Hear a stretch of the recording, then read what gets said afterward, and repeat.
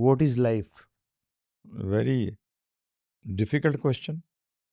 Life is the symptom of the soul, which is also known as consciousness.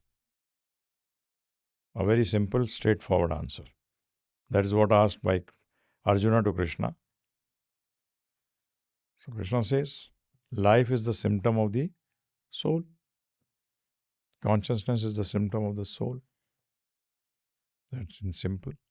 Now, what is life means, if you take the whole from birth to death, then that is a different answer altogether. For that, this forum is too small. So you go on to, you give a missed call on 7210082100. We'll send you a free course on what is life, how to lead it. Is death the end of life? All these questions. What is destiny? All are part of life. What is action? What is karma? What is time? Where are we? Where we should be? All these questions are there. Okay?